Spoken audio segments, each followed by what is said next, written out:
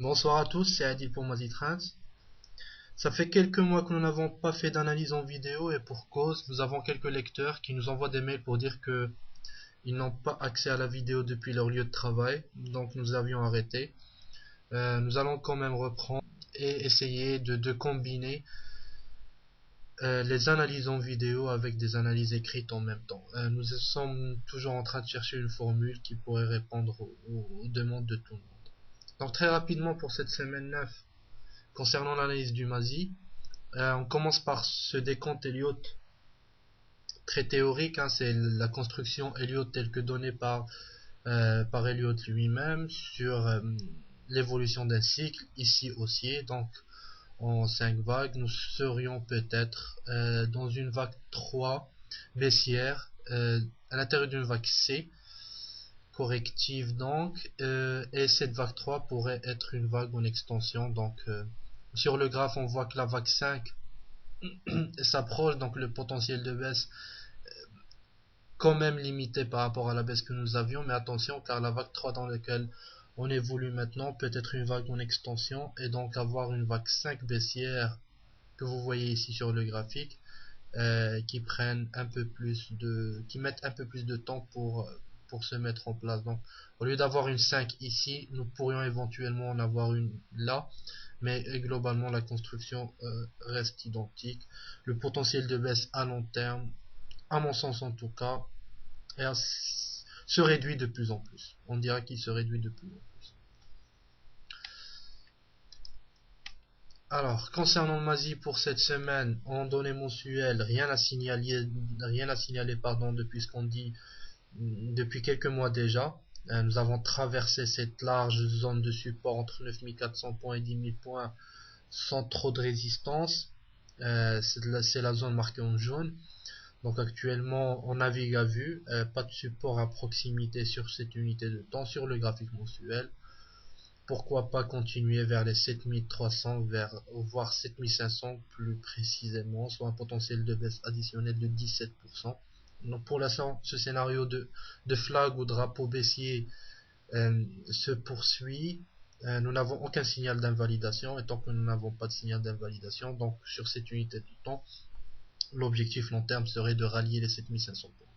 À droite, vous avez un graphique qui reprend le schéma de cette figure classique, qui est le flag ou le drapeau. Donc unité de temps mensuelle, encore baissière, aucun signal sur les indicateurs techniques qui restent tous orientés à la baisse, donc et qui plaident pour une poursuite vers les 7500 points, 7300 points. En graphique hebdomadaire, nous avons les prémices d'une divergence haussière sur l'indicateur MACD. Donc si vous suivez nos analyses chaque semaine, il n'y a absolument rien à signaler par rapport à la semaine dernière ou celle d'avant. Cette semaine encore, nous avons marqué un nouveau plus bas par rapport au début de l'année 2013. Donc graphiquement, etc., il n'y a rien à signaler par rapport aux semaines précédentes. Par contre, sur le MACD, nous avons les prémices d'une divergence haussière. Vous voyez comment les lignes vertes qui relient les cours, les plus bas sur les cours et à la fois les plus bas sur l'indicateur. Alors cette ligne verte n'a pas la même pente sur les deux, ce qui montre une divergence haussière en formation. C'est très important de le signaler, c'est une divergence haussière en formation.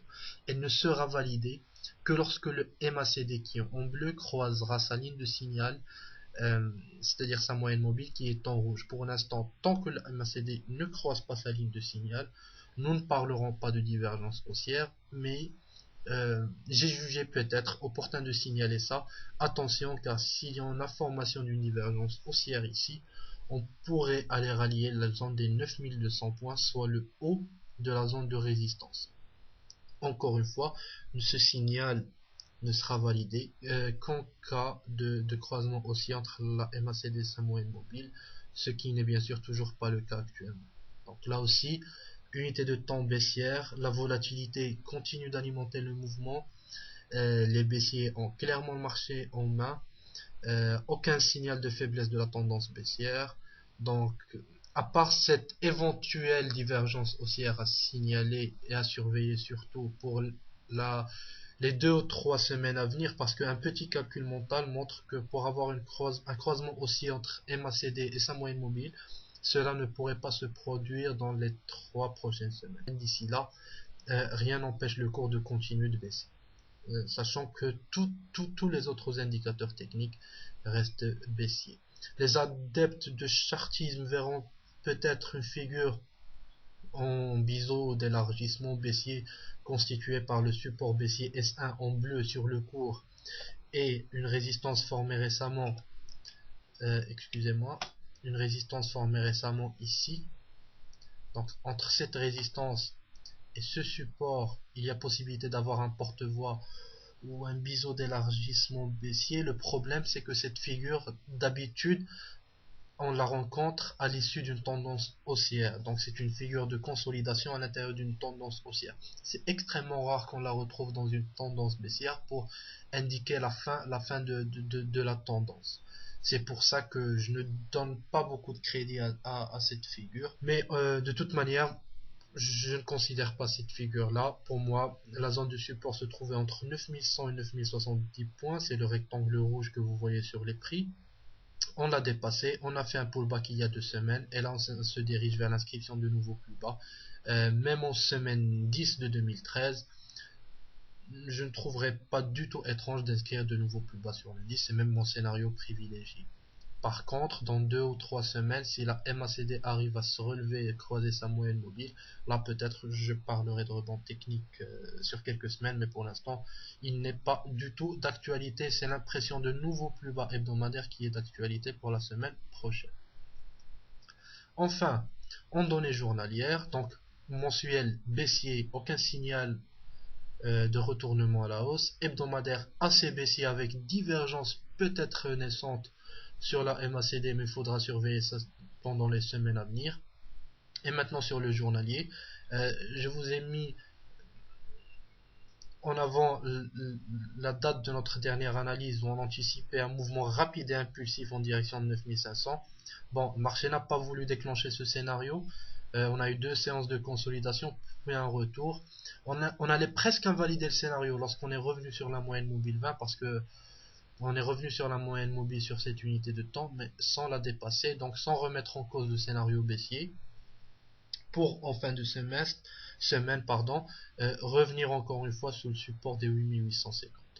Je considère que c'est 8850 qui est le support et non 8800 où se sont inscrits, excusez-moi, où se sont inscrits les derniers plus bas. Alors je ne considère pas ça comme un support, mais je considère plutôt cette zone-là comme un support. Premièrement pour des raisons de volatilité, et deuxièmement si vous utilisez un indice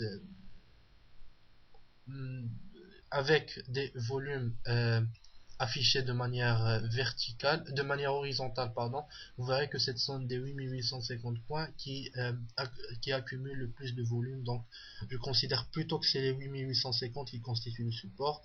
Et vous voyez que la semaine dernière, nous avons clôturé sous cette zone de support, que nous sommes revenus au-dessus, stoppés par une moyenne mobile 20 assez baissière, pour ensuite finir la semaine encore une fois sur la zone des 8850. Donc le scénario baissier présenté la semaine dernière ne s'invalide pas, mais c'est peut-être la manière qui a été erronée. On attendait un mouvement rapide et impulsif vers le bas, on ne l'a pas eu.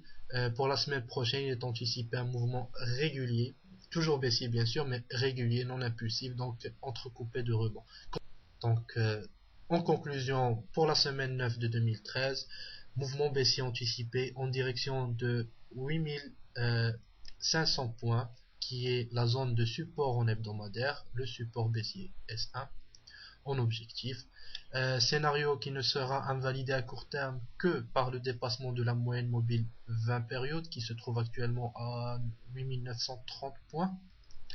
Et en hebdomadaire, pour parler d'un réel rebond haussier sur le marché, on attendra l'éventuel, et je mets l'accent sur ça, l'éventuelle formation d'une divergence haussière sur le MACD qui pour l'instant n'est pas du tout validée.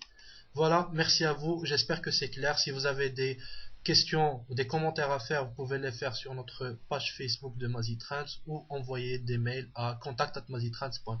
Merci beaucoup, excellent week-end et à très bientôt.